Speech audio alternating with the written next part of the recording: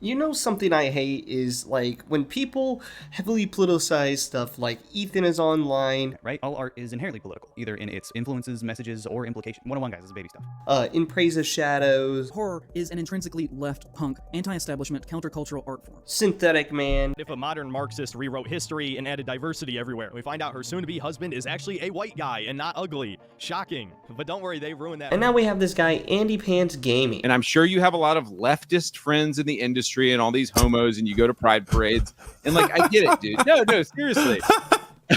Bro, dude, I get it. Now this guy took a massive L from Act Man, and I guess it's just because, like, honestly, it's just another one of these things, what I showed you with the other guys, where they heavily politicize everything, and not everything needs to be political. Like video games, for instance, not everything is woke or alt-right or everything. Like, can we just play video games and critique video games on the gameplay itself rather than like how many black or people are in it or women are in it or how many gay people are in it? Like, who cares if that doesn't infect the story in itself, like how Disney does it sometimes, or other things, right? Then why should it matter if there's black people, women, or gay people being represented in a good way, right? But that's all this guy wants to focus on. He doesn't want to focus on the fact that games are getting put out unfinished, they're being monetized in weird ways where it doesn't really make sense, such as Halo Infinite. We got so many other things that are wrong with video games nowadays, and he's focusing on gay, black people, and women being represented in a good way. Like,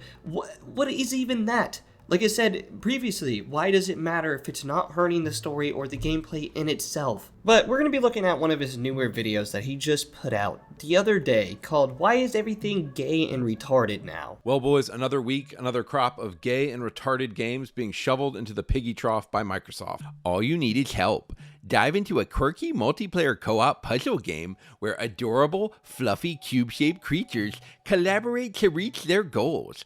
These creatures, each oddly shaped, jostle against each other to help solve puzzles together. Like, huh? Xbox, this is the trash you expect me to play? I grew up in an era where Xbox fall lineup was like Splinter Cell, Max Payne, The Saboteur. I don't know what this guy is yapping about because Xbox 360 Arcade had goofy, cute, aesthetic games like this all the time, such as like Castle Crashers, Battle Block Theater. There's just so many other ones I can't name off the top of my head, but there's so many other cute aesthetic games like this on the 360 era. I just don't even know what this guy is yapping about at this point. Like, he's so focused on these indie games that are coming out, but he's also like unfocused on the fact that there's other games coming out very soon, such as Gears of War E-Day and the new Doom that's going to be coming out as well, that are very manly and doesn't have any of the representation of what he's talking about at all.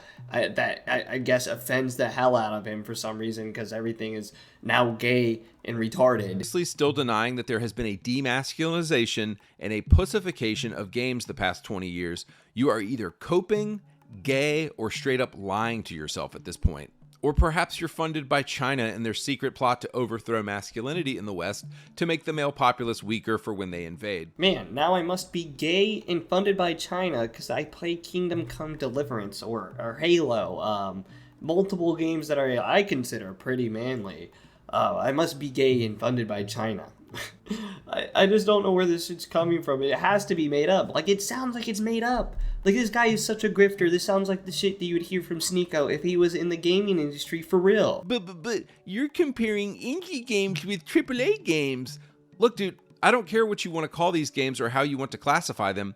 All I know is I sit down at my Xbox and these are the games available to me in October 2004. Meanwhile, these are the games Phil Spencer and his squad of gay men think that I actually want to play in October 2024. So I'm highlighting a disconnect here in video games now from video games 20 years ago, and people can't seem to come to terms with it. Okay, for one, just don't play those games if you don't like them or don't like the aesthetic of those games. For two, you're not seeming to understand that the demographic of gaming has changed over the last 20 years, dude. There's more people playing video games than just boys and teenage boys now. It's females and other kids and stuff like that. The demographic has changed. You're having a disconnect, buddy, because you're not seeming to understand that the demographic of gaming has changed and grown pretty wide now.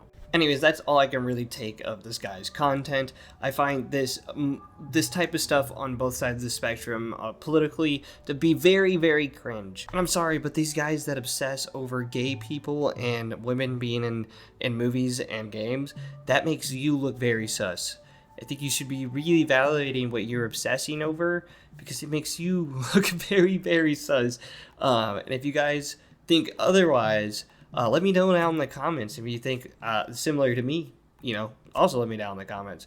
And if you like this video, please leave a like. And if you're new here, please subscribe. And I'll catch you guys in the next one. Peace.